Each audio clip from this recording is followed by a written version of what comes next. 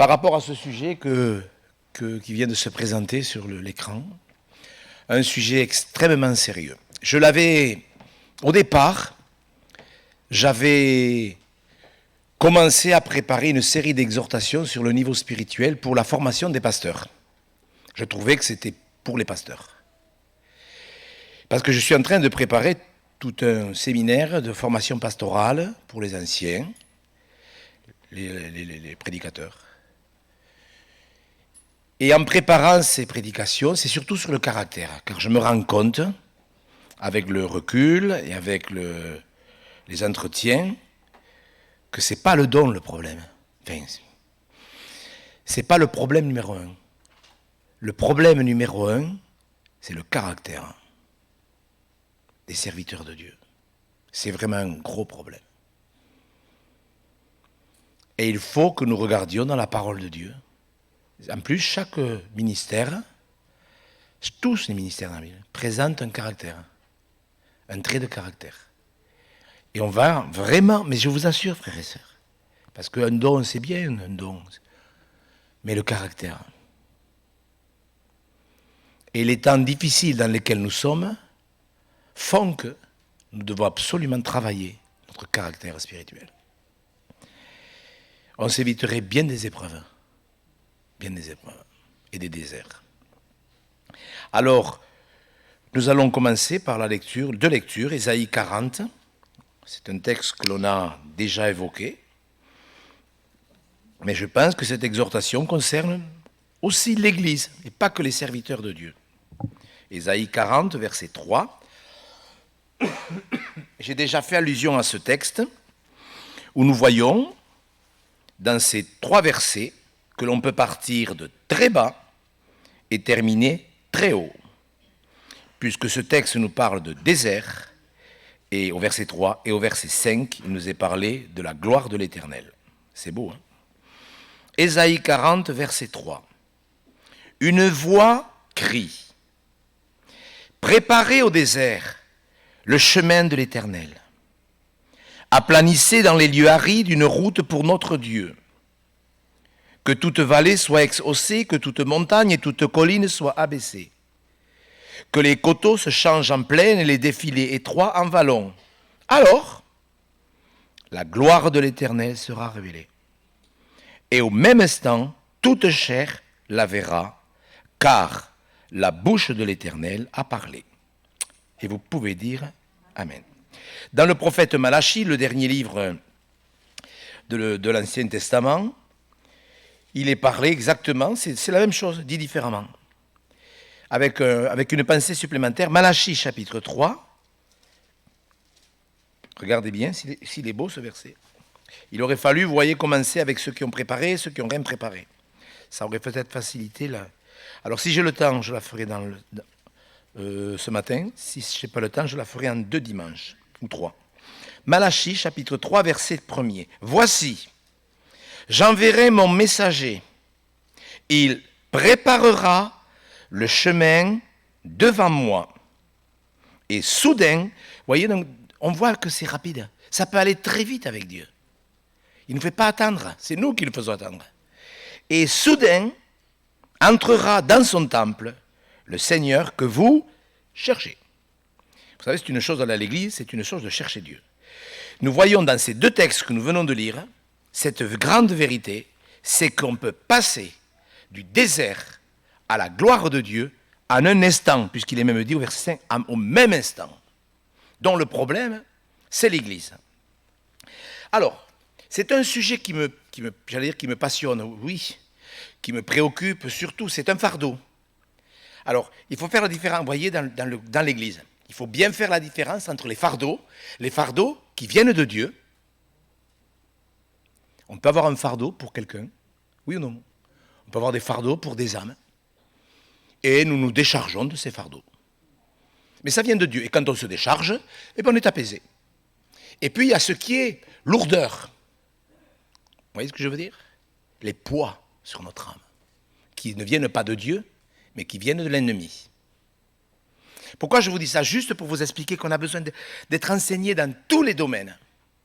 Un fardeau, ça peut être une grande bénédiction parce que ça permet d'entretenir le bon combat de la foi. Ne vous inquiétez pas pour des fardeaux. Sachez si c'est un fardeau ou si c'est des lourdeurs qui viennent de l'ennemi, ou des poids. Ce sera un autre sujet qu'on abordera dans la vie de l'esprit. Alors que les pécheurs ne sachent pas en quoi consiste la responsabilité d'un ministère. C'est normal. Vous êtes d'accord? Des personnes nouvelles qui découvrent l'évangile ou qui ne sont pas encore converties ou qui sont en train de se tourner vers Dieu ne sachent pas à quoi correspond un pasteur. Je me souviens un jour, j'étais rentré dans une boulangerie à côté de l'église et il y avait les serveuses, enfin les vendeuses, qui me disaient « Ah, monsieur Gaulle, on était en train de parler de vous, on se demandait à quoi ça servait un pasteur. » Alors je leur ai dit « D'après vous, ça sert à quoi ?» Alors il y en a une qui m'a dit « Ah ben ça doit faire des visites, vous faites des visites aux malades ?» Je dis « Oui, mais c'est pas ça un pasteur. » Ah, vous devez faire du travail social parce qu'il faut donner à manger aux malades, aux pauvres. J'ai dit, ça se fait, mais c'est pas ça le travail d'un pasteur. Alors elle m'a dit, c'est quoi? J'ai dit, voyez, le jour où vous vous interrogerez sur la vie éternelle, si un jour vous vous posez la question si vous irez au ciel ou en enfer, voilà, je serai là. Un pasteur, ça s'occupe de l'éternité des gens. Et ça a mené une belle discussion. Parce que vous voyez, dans l'esprit des pécheurs, ils ne savent même pas à quoi ça sert un serviteur de Dieu. Mais combien de chrétiens ne savent même pas à quoi sert un serviteur de Dieu? C'est quoi le pasteur? Si vous deviez mettre sur un papier, c'est quoi un pasteur? Parce qu'il y a des pasteurs qui sont des secrétaires, je peux vous dire. Mon expérience passée fait que ce que je vais vous dire, c'est sérieux, ce n'est pas des suppositions. Beaucoup de chrétiens se sont transformés en secrétaires. D'autres sont devenus des patrons. Il y a des pasteurs qui ont tapé sur la chair et qui ont dit, le patron ici, c'est moi qui commande. Je peux vous dire que quand un pasteur en est là, c'est qu'il n'a plus rien d'un pasteur. Et il n'a rien compris. Le seul patron qu'il y a dans l'église, c'est le Seigneur Jésus-Christ. Et c'est déjà juste d'utiliser ce mot pour parler du Seigneur comme un patron, c'est déjà limite, vous voyez. Mais un pasteur n'est pas un patron d'église. Un pasteur, ce n'est pas ça. Ce n'est pas un organisateur, un homme d'affaires, un fabricateur de sermons, parce que pour beaucoup de chrétiens, un pasteur, c'est un homme qui prêche. Il faut qu'il prêche de la parole de Dieu. C'est pas ça. C'est pas ça. Ça, c'est pas ça. C'est pas un spécialiste des affaires spirituelles de l'Église. C'est pas un trésorier, un animateur, un manager, parce qu'aujourd'hui c'est un mot qu'on utilise, une formation des managers. Je peux vous dire que ça va pas être comme ça ici. C'est pas un homme qui est doué pour la publicité. J'ai entendu ça dernièrement. Les pasteurs, il faudrait qu'ils soient doués pour la publicité. Vous voyez? Un pasteur, c'est un serviteur de Dieu qui cherche la pensée de Dieu pour pouvoir nourrir son Église. Qu'est-ce que l'Esprit de Dieu a à dire aux Églises? Vous voyez, dans un moment comme celui-ci, le chrétien, il a besoin d'une parole de Dieu. Vous êtes d'accord avec moi? Un chrétien a besoin d'une parole de Dieu pour édifier sa vie spirituelle. Le pécheur a besoin d'une autre parole de Dieu, différente, pour obtenir le pardon de ses péchés. Vous me suivez? Donc, dans une église, tout cela, ça se met en place par l'action du Saint-Esprit qui sait qui viendra dans une église. Tout cela, ça se prépare. Il préparera le chemin du Seigneur. Et bien sûr, l'ennemi a tout fait pour que nous ayons une approche très superficielle, ce qui fait que les chrétiens ne préparent pas, n'ont pas suffisamment préparé le chemin du Seigneur. Et je le redis parce que c'est bon de le redire, je pense que ce n'est pas la faute des chrétiens, c'est la faute des serviteurs de Dieu qui étaient dans le socle de tout ce que je viens de vous épeler, des organisateurs, des secrétaires, des petits patrons, des chefs d'entreprise. Moi, quand je suis arrivé dans une église, pas à Toulouse, on m'a dit, Monsieur Gau, l'église, c'est une entreprise. Et vous êtes le chef d'entreprise. Ah, j'ai dit, écoutez, moi, je ne suis pas un chef d'entreprise. On m'a dit ça. L'église où vous êtes, Monsieur Gau, ça marchera comme une entreprise. J'ai dit, non, ça ne marchera pas comme une entreprise. Ça marchera peut-être comme une famille, mais surtout pas comme une entreprise. Et voyez où on en était. Bon. Un pasteur, il travaille à son salut, déjà, et au salut des autres. Et il prépare le chemin du Seigneur.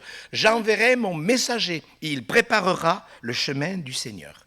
Et soudain, entrera dans le temple le Seigneur que vous cherchez. Est-ce que ça vous intéresse, le programme? Est-ce que ça, c'est pas un bon programme que le Seigneur Jésus, par la puissance du Saint-Esprit, entre dans nos lieux de culte et manifeste sa présence? Est-ce que ça vous intéresse?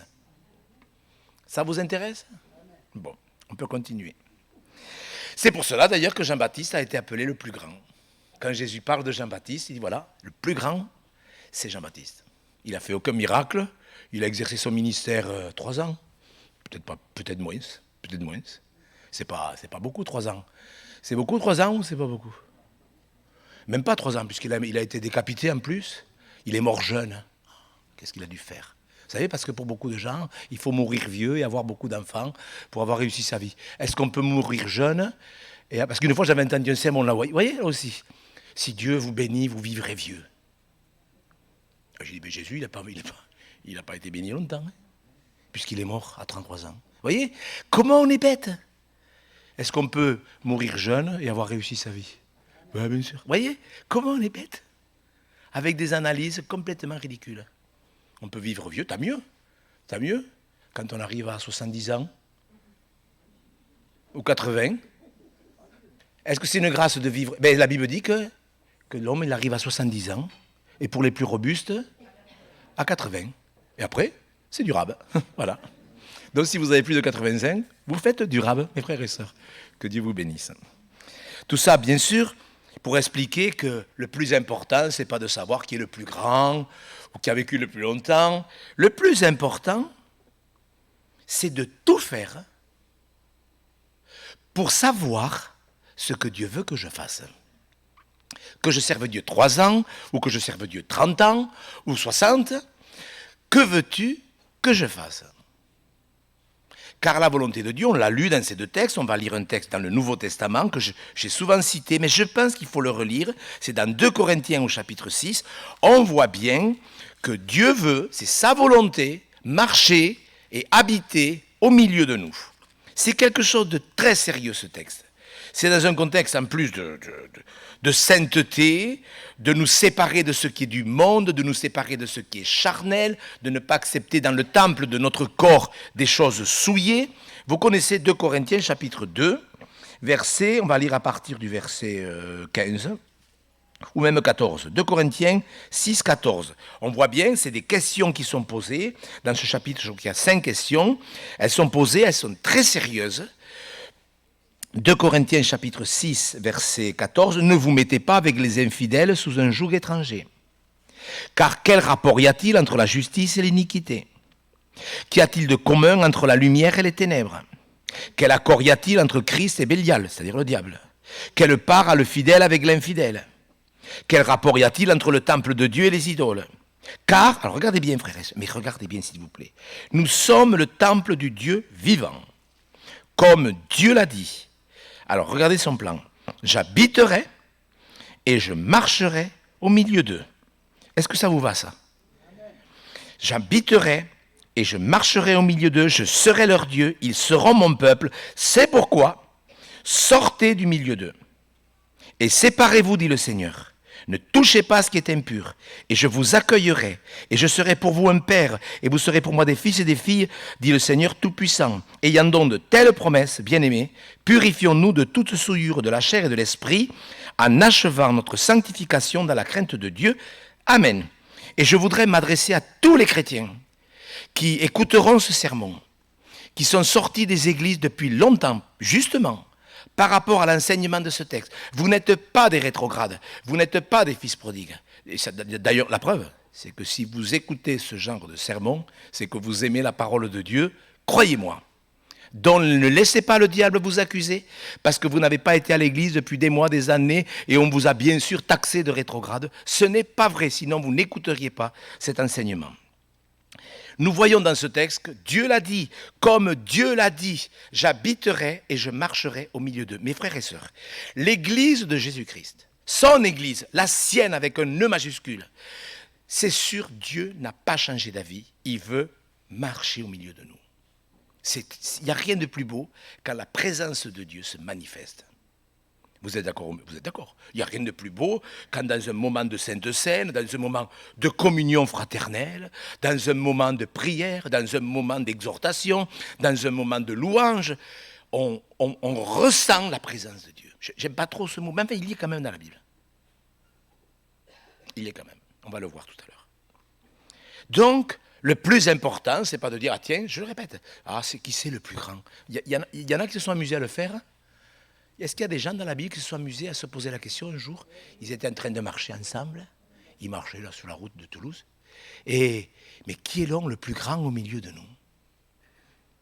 Est-ce qu'ils l'ont posé cette question? C'est malheureux. Jésus leur dit qu'il va mourir et qu'il va partir. Donc ils vont de suite se dire, mais qui c'est qui va le remplacer?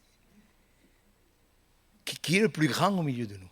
Et Jésus leur a répondu, le plus grand, c'est celui qui sert. Voilà le plus grand. C'est celui qui sert. Pas celui qui prêche le dimanche. C'est pas ça le plus grand. Parce qu'on peut prêcher sans servir Dieu. Vous comprenez, on peut prêcher sans obéir. Est-ce que je fais ce que je dois faire? Mes frères et sœurs, vous m'avez accepté comme pasteur. Vous avez fait un choix, celui de vous engager dans cette nouvelle fédération. Je vous en suis immensément reconnaissant. Vous avez fait ce choix, et bien sûr, c'est un choix sérieux, c'est un engagement que vous avez pris devant Dieu. Et ce matin, avec tous les Français qui m'écoutent sur l'autre fils, c'est mon fils qui m'a dit l'autre jour, papa, je t'envoie la liste. Je vous le dis parce que c'est quand même important que vous le... Je t'envoie la liste des pays, moi j'y pensais même pas moi, je t'envoie la liste des pays où des croyants écoutent les prédications d'ici. Il y avait 52 pays. Pourquoi je vous dis ça? Parce que ça répond à un besoin. Ça répond à un besoin. Partout sur la terre, il y a des chrétiens qui veulent préparer le chemin du Seigneur. Ça se fera dans des lieux de culte, ça se fera dans des maisons, ça se fera où le Saint-Esprit voudra. Que son nom soit béni. Donc, nous devons nous poser la question, quel que soit votre âge, à partir du moment où vous êtes engagé avec Dieu, il y a des choses que vous n'avez pas peut-être encore comprises. C'est pour ça qu'il ne faut pas s'ingérer dans les affaires d'autrui, parce que notre conscience n'a pas le même éclairage en fonction de notre âge spirituel. Ça, c'est un autre sujet également. Mais nous devons tous nous poser la question, est-ce que je fais dans l'œuvre de Dieu ce que je dois faire? Si vous êtes des vrais chrétiens, même si vous vous trouvez dans le désert, vous avez vu, préparer au désert. Nous, on est trop dans les émotions. Les gens, ils sont dans les émotions. Vous êtes joyeux. Ah, je vais passer une bonne journée, je suis content. Vous êtes triste. Paf, je vais passer une mauvaise journée. Mes frères et sœurs, on ne dépend pas de nos sentiments. On doit dépendre de la vie de l'esprit. C'est un autre sujet, ça aussi. Mes frères et sœurs, ce n'est pas parce qu'on est triste qu'on n'est pas en communion avec Dieu. Mais c'est vrai tout ça. C'est pas parce qu'on est heureux qu'on est en communion avec Dieu. Vous le savez. Est-ce que je sais ce que je dois faire? Pour cela, il faut du zèle. Jésus a dit à la dernière église citée dans le canon des Écritures, une église qui est tombée dans la tiédeur, Jésus lui a dit, aie donc du zèle et repens-toi. C'est la seule église où Jésus ajoute à la repentance le zèle. Comme quoi, presque, ce que je veux dire, c'est pas vrai. Mais c'est pour vous expliquer. On a l'impression que la repentance, ça ne suffira pas. Il faut en plus du zèle. Et dire, Seigneur, il faut que tu croisses. Il faut que je m'applique à faire ma part. La tienne, mon frère. La tienne, ma sœur. Oui, il a été le plus grand Jean-Baptiste. Il a préparé le chemin du Seigneur. Il y a une préparation. Dieu ne le fera pas. Ne vous imaginez pas que Dieu le fera pour nous. Et nos prières, parfois, souvent peut-être inconscientes. Seigneur, prépare les chemins. Non. Prépare la réunion, Seigneur. Non. Ce n'est pas à lui de la préparer. C'est à nous. Vous le comprenez, ça? C'est à nous de préparer les réunions. Ah bon? Oui, vous allez le voir. C'est une préparation spirituelle. L'œuvre de Dieu, elle est spirituelle. Donc, elle se fera avec des gens charnels.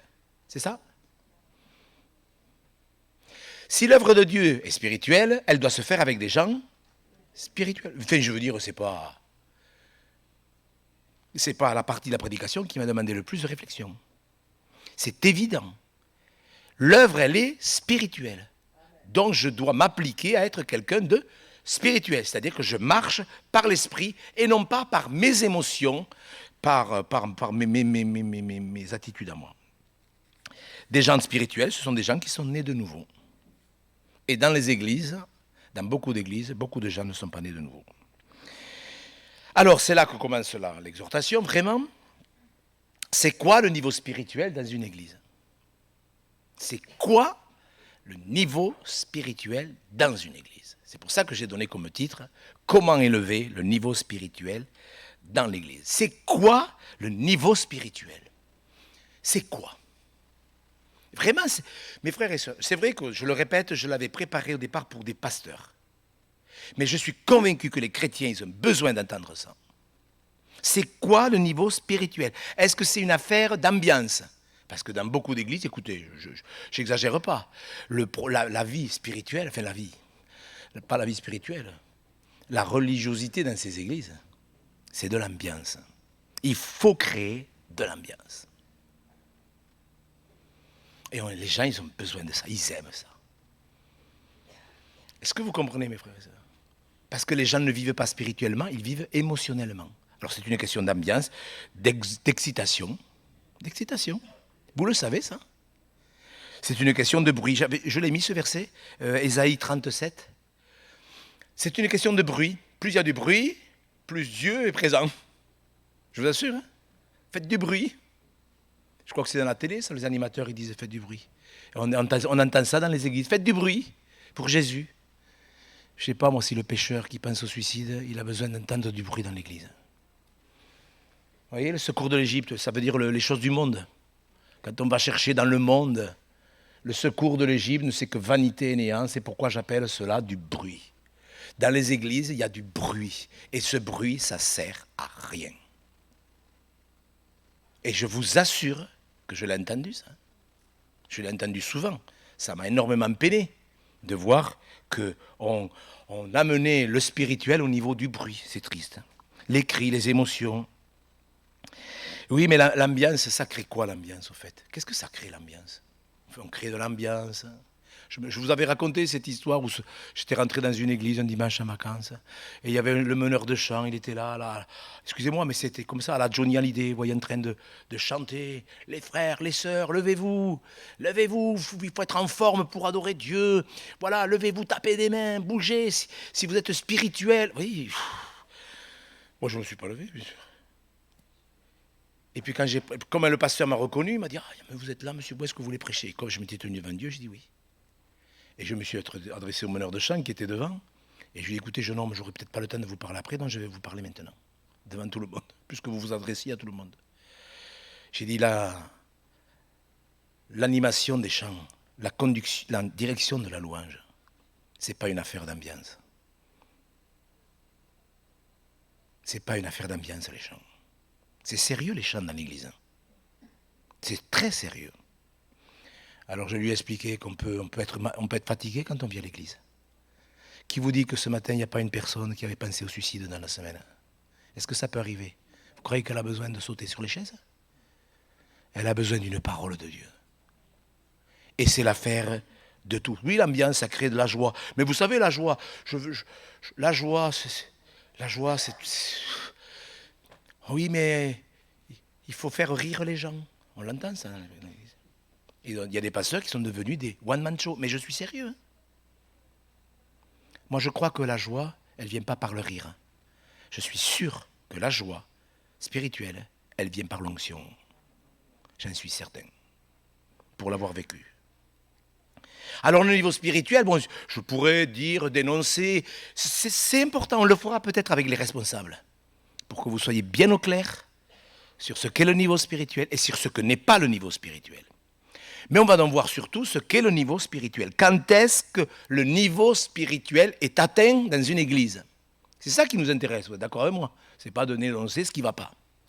Le niveau spirituel, il est atteint quand Dieu peut agir dans les cœurs et dans les âmes. Voilà. Tous les chrétiens du monde, tous, devraient savoir que le niveau spirituel que Dieu demande, c'est ce niveau où le Saint-Esprit peut agir dans les cœurs et dans les âmes. D'ailleurs, c'est la première des choses que Jésus a enseignées avant de remonter au ciel. Il dit, voilà, quand le Saint-Esprit sera venu, il convaincra le monde en ce qui concerne le péché, la justice et le jugement. Donc, quand le Saint-Esprit peut agir dans une église, cela se manifeste par des convictions autant sur les pécheurs que sur les chrétiens, parce que les convictions de péché, de justice et de jugement, le jugement parce que le prince de ce monde est jugé, moi je peux vous dire qu'il y a beaucoup de chrétiens qui feraient bien de réfléchir à cela pour ne plus vivre selon leurs émotions, parce que quand même, Jésus-Christ est mort au calvaire et le prince de ce monde a été jugé. Nous pouvons vivre dans la victoire par rapport au péché, à la puissance du péché, le monde, etc., etc., etc. Et la chair. Le niveau spirituel.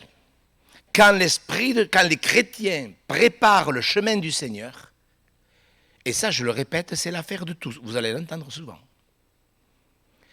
Le Saint-Esprit agit. Regardez quand l'apôtre Paul, conduit par le Saint-Esprit, a été à Philippe, il y avait au bord d'une rivière des femmes qui priaient. Vous voyez, M. Catécou, il a été conduit en Alsace. Ce matin, il y a Michael Guéhem qui est à Nice. Moi, dans quelques jours, je vais certainement aller à Bordeaux, etc., etc., dans plein d'endroits où... Qu'est-ce qui s'est passé? Vous connaissez cette histoire. Il nous est dit qu'il y avait plein de femmes qui priaient. Et que Dieu a ouvert le cœur de Lydie pour qu'elle soit attentive à ce que disait Paul. Et hier soir, avec mes petits-enfants, ils étaient venus passer... quelques jours à la maison, et ma femme m'a demandé, tiens, ce soir, j'ai pas le temps, est-ce que tu pourrais leur faire le partage? Alors je leur ai fait le partage et je leur ai dit, pourquoi vous aimeriez prier? Alors ils m'ont parlé de petits trucs archi importants par rapport à l'école. Et puis je leur ai dit, moi je vais vous donner un sujet de prière. J'ai dit, vous savez que sur la terre, il y a plein d'enfants qui n'ont pas de papa et de maman. Il y a plein d'enfants qui n'ont même pas de maison. Il y a des enfants qui se promènent tout seuls dans les rues. Ils n'ont pas à manger.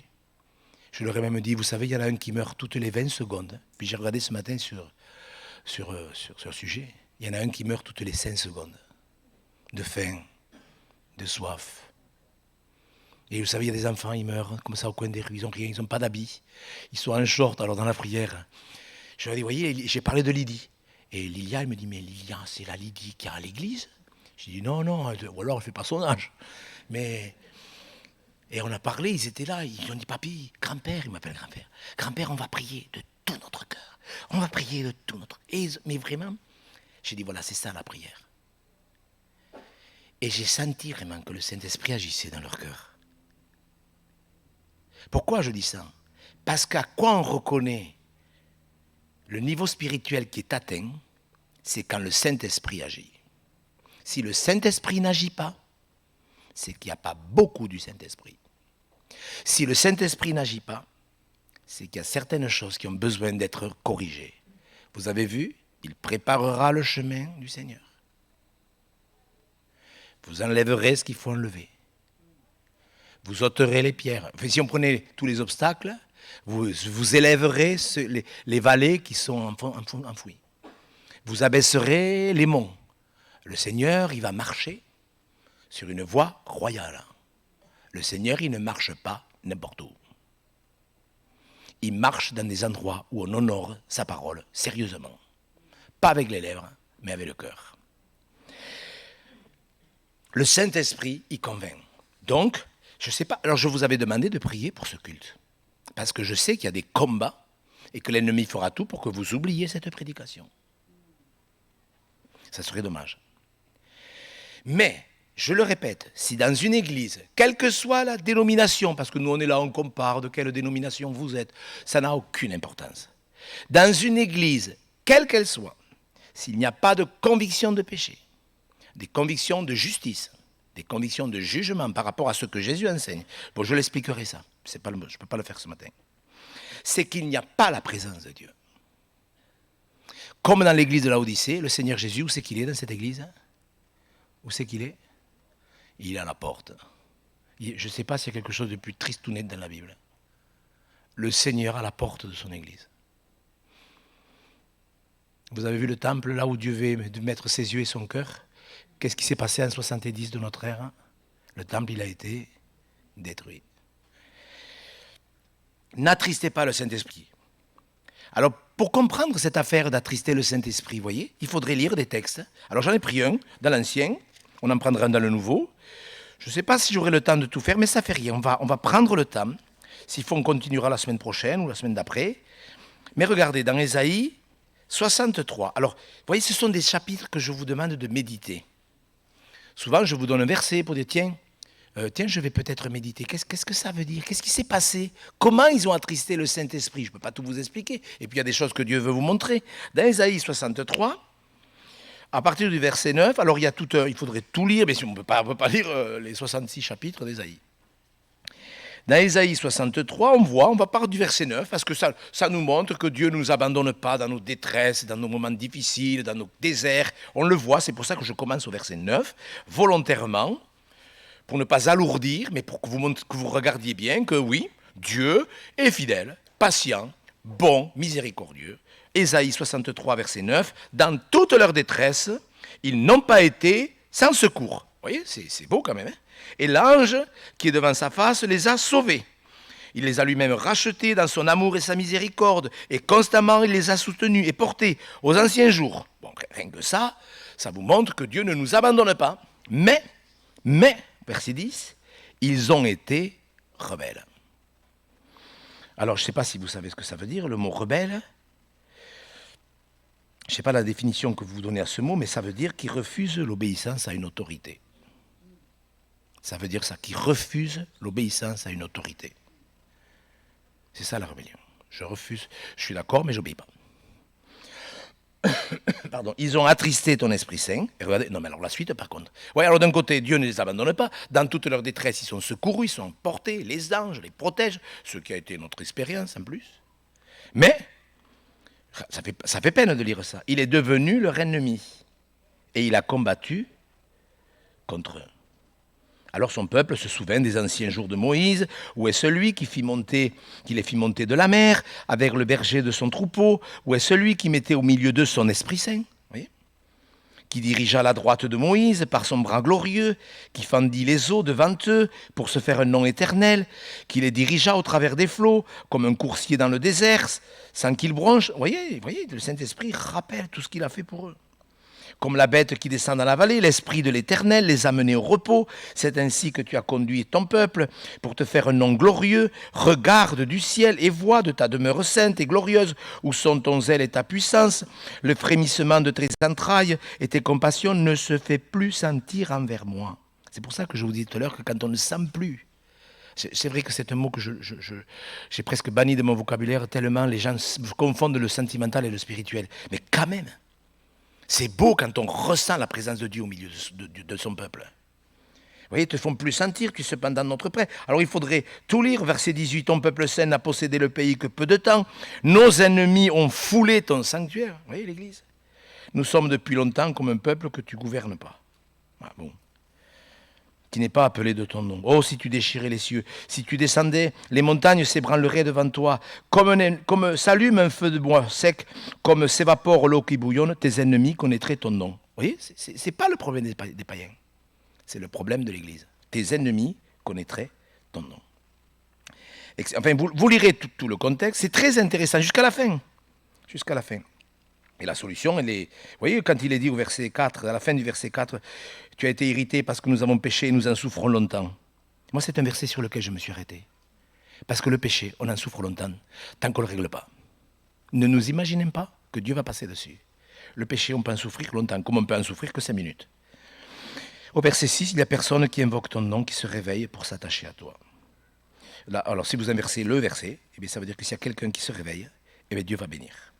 Vous lirez, vous méditerez ces textes, s'il vous plaît. Dans le Nouveau Testament, dans Éphésiens, vous voyez, c'est bien, bon, on ne peut pas tout prendre, mais dans Éphésiens, on voit, au chapitre 4, on devrait lire du verset 17 au verset 32. Vous voyez, c'est une chose, faites-le pour votre culte personnel. Pour votre culte personnel, vous lisez et vous verrez ce que c'est de marcher avec Dieu, ce que c'est de marcher selon la chair, ce que c'est. C'est très sérieux. Je vais y revenir un peu par rapport à la deuxième prophétie qu'il y a eu ce matin. Éphésiens chapitre 4, verset 30. N'attristez pas le Saint-Esprit de Dieu. Vous avez vu ce qui s'est passé dans l'Ancien Testament quand on attriste le Saint-Esprit.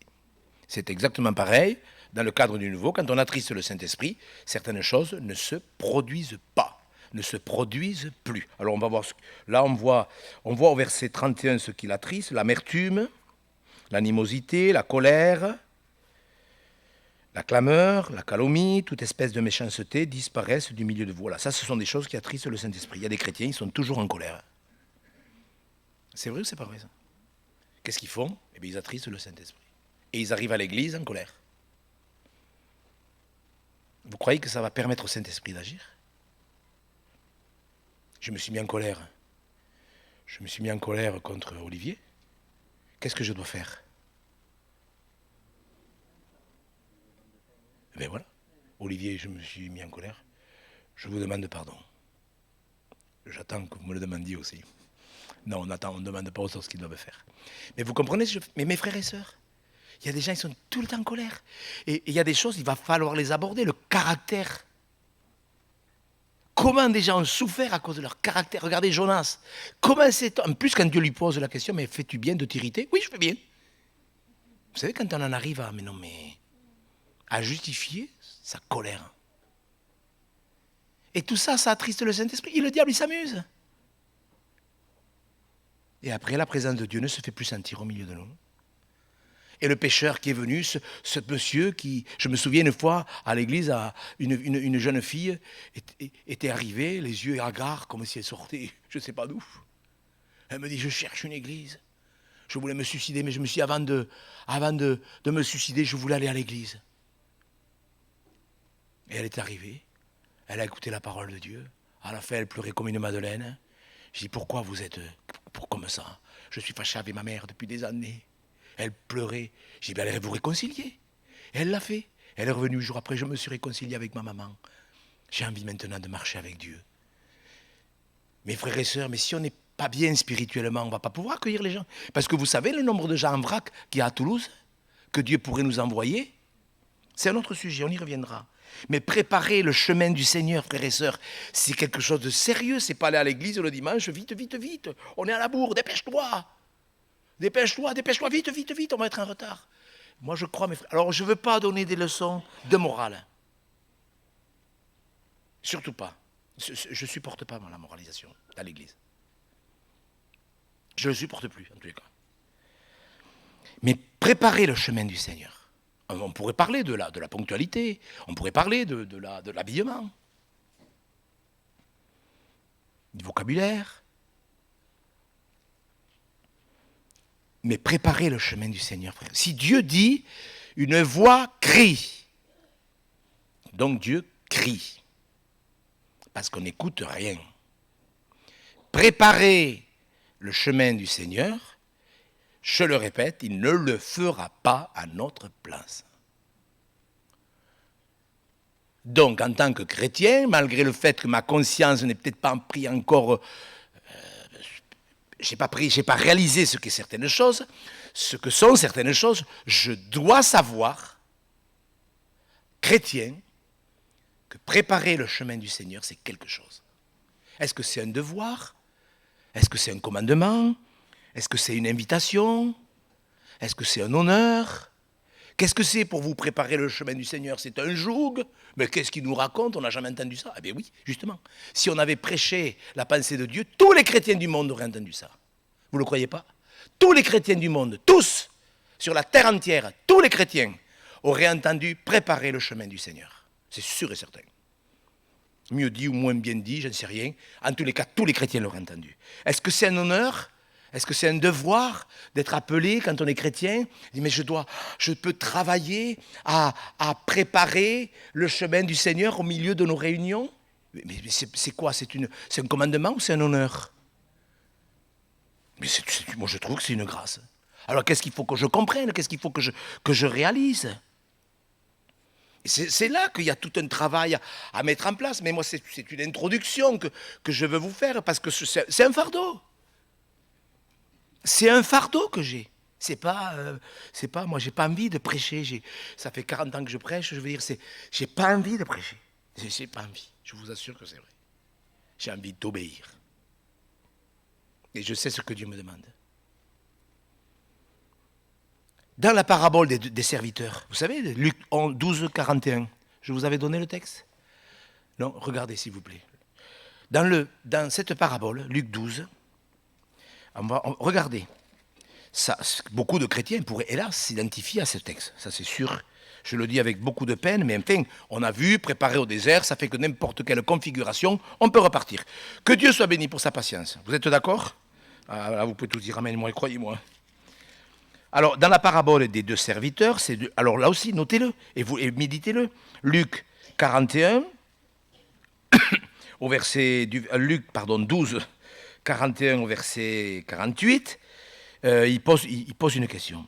Et Pierre lui dit, mais Seigneur, c'est à nous ou à tous? Vous voyez, c'est important de savoir à qui tu parles, à qui tu adresses cette parabole. Donc, il y a la parabole des deux serviteurs. Et puis au verset 47, c'est ce qui nous intéresse parce qu'on ne peut pas tout lire. Au verset 47, le serviteur qui, ayant connu la volonté de son maître, qu'est-ce qu'il a fait? Il n'a rien préparé.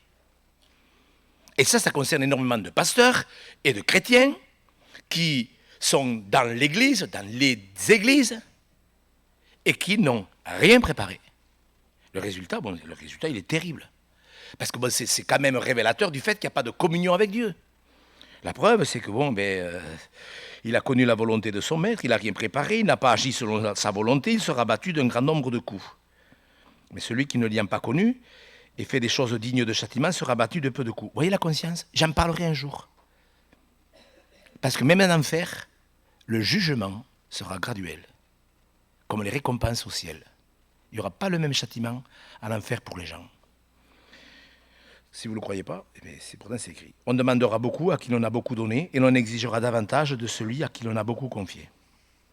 Voilà, ça c'est une responsabilité. Le serviteur qui n'a rien préparé. Donc quand vous regardez bien l'ensemble, dans le Nouveau Testament, vous voyez que c'est une responsabilité individuelle et c'est une responsabilité collective. On le voit dans l'Église primitive. Ce matin, je relisais Acte 2. Il est dit, ils persévéraient tous ensemble dans la communion fraternelle, dans la fraction du pain, dans l'enseignement des Écritures. Ils persévéraient tous ensemble. Mais c'est une responsabilité personnelle. Que t'importent les autres, toi. On voit bien dans la Bible, c'est très clair. On rendra compte chacun pour soi, mais c'est vrai que quand toute une église a l'intelligence, c'est vraiment une intelligence, de l'intelligence spirituelle, de dire mais on est tous concernés. C'est vrai que dans des églises, il n'y en a qu'un ou deux qui travaillent sur 50 ou 100 ou 200. C'est sûr que ça va être compliqué. Mais si tout le monde se met au travail, mes frères et sœurs, préparer le chemin du Seigneur, c'est l'affaire de tous. Si vous n'êtes pas baptisé, je le répète, ce n'est pas votre affaire. Votre affaire, c'est d'abord de rentrer dans le royaume. Tout cela se fait parce que les chrétiens préparent la présence de Dieu dans nos réunions, tout le long de la semaine, mais c'est l'affaire de tous. Nous sommes tous concernés, à moins que vous soyez entre guillemets, apostat. Et que vous disiez, moi, non, je viens à l'église parce que j'ai juste besoin de recevoir, j'ai besoin d'affection. Est-ce qu'on a besoin d'affection? Est-ce qu'on a besoin de tendresse? Est-ce que vous avez besoin de vous sentir aimé par vos frères et sœurs? Mais bien sûr, on a besoin de tendresse. Mais il n'y a pas que ça. Il n'y a pas que ça. Tous, nous sommes... Écoutez-moi mes frères et sœurs, je ne vais pas prêcher longtemps parce que je ne suis pas au bout de mes notes. Mais je voudrais qu'on fasse les choses par étapes.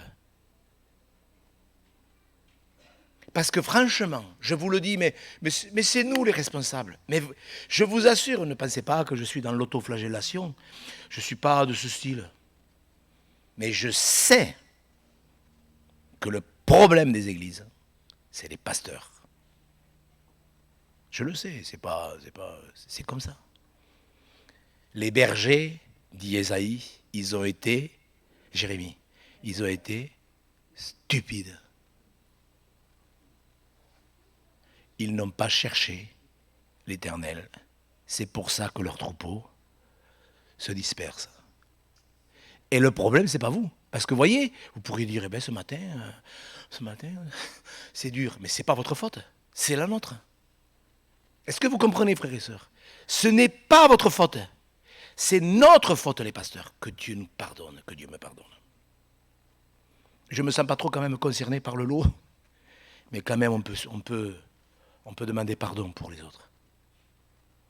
C'est donc pas votre problème, c'est notre problème.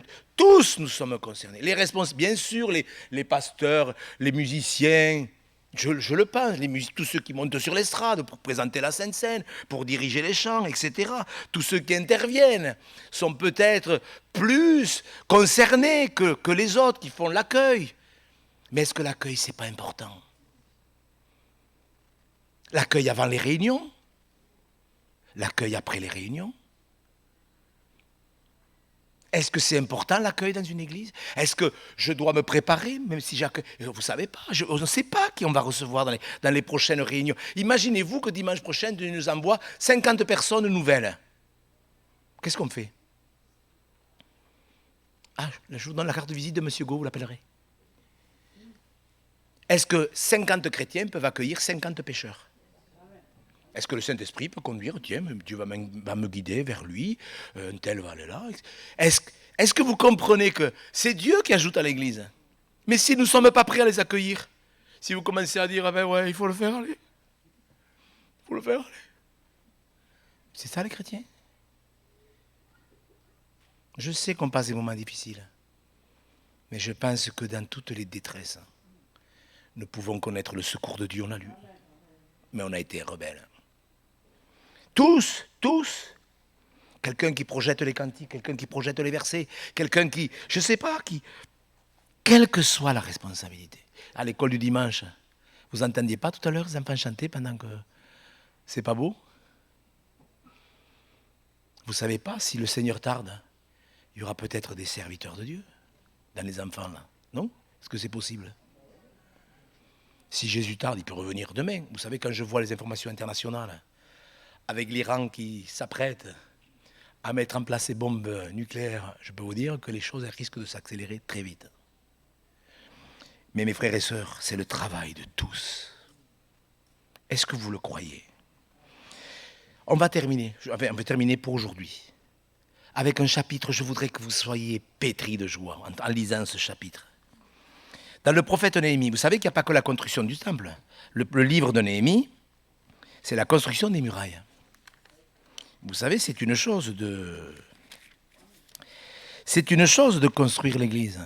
Mais de la protéger, c'en est une autre aussi. Est-ce que vous avez envie que les églises soient protégées? Attendez, c'est après les chroniques, ça. Et tout le chapitre, tout Néhémie, c'est la reconstruction des murailles. Parce que dans l'église, on a besoin de protéger l'église. Vous le croyez qu'on a besoin de protéger par la prière l'église? Lisez ce chapitre et voyez les ruses du diable. Moi, je peux vous dire que ça m'a servi. Dans une épreuve vécue il n'y a pas longtemps, je peux vous dire que les ruses de l'ennemi dans Néhémie m'ont super béni. J'avais compris. Mais dans Néhémie au chapitre 3, on voit vraiment que c'est l'affaire de tous. Regardez, Néhémie chapitre 3. Vous connaissez ce chapitre? Vous l'avez déjà lu? C'est vraiment un chapitre qu'il faut lire. Comment le Saint-Esprit a voulu que nous comprenions cela. Néhémie 3. Eliashib, le souverain sacrificateur, se leva avec ses frères, les sacrificateurs, et ils bâtirent la porte des brebis. Ils la consacrèrent, en posèrent les battants, et la consacrèrent depuis la tour de Méa jusqu'à la tour de Hananéel. À côté d'Eliashib, regardez bien, à côté d'Eliashib, bâtirent les hommes de Jéricho. À côté de lui bâtit aussi Zakur, fils d'Imri. Les fils de Séana bâtirent la porte des poissons. Ils la couvrirent et en posèrent les battants, les verrous et les barres. À côté d'eux travailla aux réparations Mérémos, fils d'Uri, fils d'Akots. À côté d'eux travailla Meshulam, fils de Bérikia, fils de Meshazéel, chez Zabéel. Et à côté d'eux travailla Tzadok, fils de Bana. À côté d'eux travaillèrent les Tékoïtes. Verset 7. À côté d'eux travaillèrent Mélassia. Verset 8. À côté d'eux travailla Uziel. Dans le même verset. À côté de lui travailla Anania. Verset 9. À côté d'eux travailla aux réparations Rephaja. Verset 10. À côté d'eux travailla vis-à-vis de la maison Jédada. À côté de lui travailla Atouch. Verset 12. À côté d'eux travailla avec ses filles. Avec ses filles. avec ses filles. C'est drôle que ça soit écrit. Moi, quand j'ai lu ça, je l'avais lu 20 fois. Et c'est au bout de la 20e fois que j'ai dit, tiens, j'avais jamais fait attention que le chef de Jérusalem, le chef de la moitié du district de Jérusalem, il travaillait avec ses filles. À partir du verset 16, qu'est-ce qu'il est dit? Après lui. Vous voyez, ceux qui travaillent avant, pendant, après. Après lui, Néhémie. Verset 17. Après lui travaillèrent les Lévites. Verset 18. Après lui travaillèrent leurs frères. Verset 19. À côté de lui. Vous voyez? Verset 20. Après lui, Baruch. Verset 21. Bon, etc. etc. Vous ne trouvez pas que c'est un beau chapitre? Sérieusement, frères et sœurs. Je ne sais pas si vous vous arrêtez sur ces chapitres. Enfin, de tous les cas, je sais que moi, c'est ma responsabilité. Tout le monde travaille, les orfèvres, les marchands, les portiers, les sacrificateurs, et même le chef de Jérusalem avec ses filles. C'est pas beau, ça? Qu'est-ce que ça veut dire? Ça veut dire ce que je vous dis. C'est que c'est le combat de chacun, c'est le combat de tous, c'est l'affaire de tous. On n'a pas le même travail, mais on a tous le même objectif. Bien sûr que le travail n'est pas le même pour le musicien que pour le frère ou la sœur qui fait l'accueil, pour la sœur ou le frère qui fait l'école du dimanche, pour le frère ou la sœur qui présente la Sainte Seine, etc. Ce n'est pas le même travail, mais on a tous le même devoir. On prépare le chemin du Seigneur. Je dois savoir si je suis chrétien. Écoutez, je ne sais pas comment vous le dire parce que j'en ai honte, mais j'ai honte, frères et sœurs, parce que je sais, je le répète, c'est notre faute. On n'a pas enseigné ça. On a enseigné les gens, ils ne sont même pas nés de nouveau, qu'on leur demande, il faut faire quelque chose. T'es chrétien, allez, il te faut faire quelque chose. Il y a des gens, ils ne sont même pas nés de nouveau, on les fait servir dans l'église. Ah, qu'est-ce que... Olivier, tu joues de la guitare, vous jouez de la basse en plus, non? Ouais, il faudra faire des progrès. Hein. Non, je blague. Mais il y a des gens, ils ne sont pas nés de nouveau. Ah, vous jouez de la musique? Qu'est-ce que vous jouez? Je pense à un musicien parce que son père m'a appelé il n'y a pas longtemps, vous voyez? Son père m'appelait, il me dit, Monsieur Gauche, je vous appelle parce que mon fils, le dimanche, il joue du saxo à l'église. Et le samedi soir, il joue dans les cabarets. Qu'est-ce que vous en pensez? Et bien, j'ai dit, il faut qu'il choisisse. Il faut qu'il choisisse. Ce qu'il aime le plus.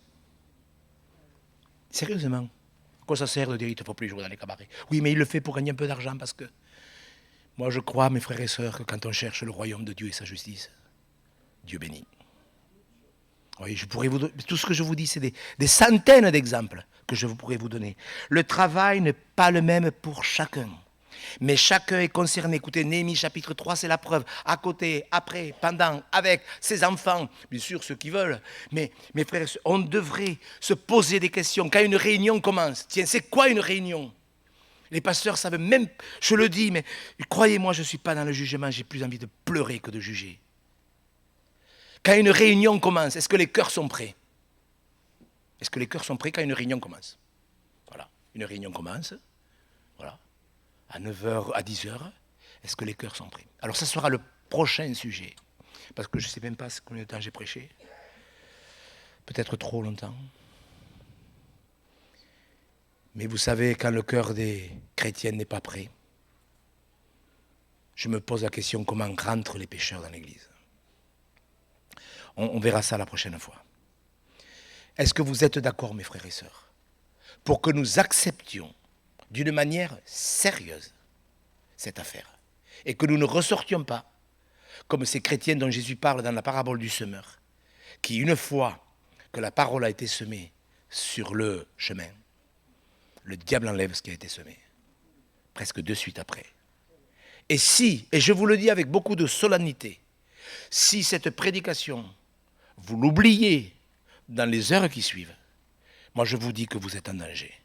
Je crois que sincèrement, il faudrait que tous nous permettions au Saint-Esprit de nous permettre de réfléchir à ces choses et que vraiment le Saint-Esprit travaille nos cœurs pour que nous nous mettions à préparer le chemin du Seigneur dans cette fédération, dans cette église où Dieu nous a placés à Toulouse. Vous êtes d'accord? Est-ce que vous êtes d'accord? Vous êtes tous d'accord? Qui n'est pas d'accord? Il y a quelqu'un qui n'est pas d'accord? Ça serait dommage, mais peut-être que vous ne l'êtes pas. Moi, je ne vous inquiétez pas, je vous blâmerai pas. Mais je m'adresse à ceux qui sont d'accord pour dire on va préparer le chemin du Seigneur. On va le préparer. Je vais enlever ceux qui font lever. On en reparlera plus tard, je n'ai pas de temps. On notera ce qu'ils font lever, on enlèvera les pierres. Si c'est trop dur pour enlever, il y a un gros rocher là sur mon chemin, ben, je vais demander à des frères, Monsieur de Dieu, à Sébastien, à Olivier, priez pour moi, parce que j'ai ce problème vraiment, c'est personnel. Priez pour moi. Vous croyez que ça plaît à Dieu, ça? Mais bien sûr. Préparons le chemin du Seigneur. Dieu l'a dit, j'habiterai et je marcherai au milieu d'eux. Voilà ce que sera l'Église. Si le Seigneur ne marche pas, c'est qu'il y a un problème. Alors ne pensons pas trop à l'évangélisation. Laissez-moi vous dire que le jour où Jésus marchera au milieu de nous, l'évangélisation, je pense qu'elle se fera bien. Bien vite. Est-ce qu'on pourrait se lever, s'il vous plaît, et prier? Vraiment, je vous le demande d'une manière sérieuse, de prier. Jésus, il est assis sur son trône, il te regarde, il voit ton cœur. Vous avez entendu la prophétie? Ce don spirituel où Dieu appelle quelqu'un et ses épreuves, ses combats, etc. Ne résistez pas à Dieu. Si vous êtes en colère, vraiment, déposez-la à ses pieds. Déposez tout ça à ses pieds. Sinon, vous allez être un obstacle dans la maison de Dieu. Ça serait dommage quand même. On poursuivra cette réunion. Mais j'aimerais vraiment, frères et sœurs, compris pour que notre cœur ne se ressemble pas à un chemin où dans 5 minutes, l'ennemi nous aura volé la graine. Seigneur Jésus, tu as laissé dans les Saintes Écritures tout ce dont nous avions besoin pour que tu puisses habiter et marcher au milieu de nous. Et nous voyons, Seigneur, qu'à l'instant où tous les obstacles seront enlevés, comme on l'a lu, ta gloire se manifestera. Seigneur, en tant que pasteur, je te demande pardon. Mais vraiment, Seigneur, du plus profond de mon cœur, pardon. Pour ne pas avoir enseigné ces choses comme j'aurais dû le faire. Pardon, Seigneur Jésus, du fond du cœur, Seigneur, tu me connais. Donne-moi ta pensée. Donne-nous ta pensée. Donne-nous à chacun de savoir quelle est notre place dans ta maison, afin que tous, que ce soit comme un devoir ou comme une joie, qu'importe, Seigneur, qu'importe, mais qu'on le fasse pour ta gloire. Et nous voulons vraiment tous te demander pardon pour tout ce qui ne t'a pas glorifié, qu'on a laissé rentrer dans le sanctuaire. Pour toutes les fois où, sans même que nous nous en rendions compte, nous avons été rebelles. Tu vois au milieu de nous, Seigneur, tous ceux qui ont été rebelles, qui n'ont pas obéi à des choses que tu demandais. Alors éclaire-nous au travers de ces exhortations.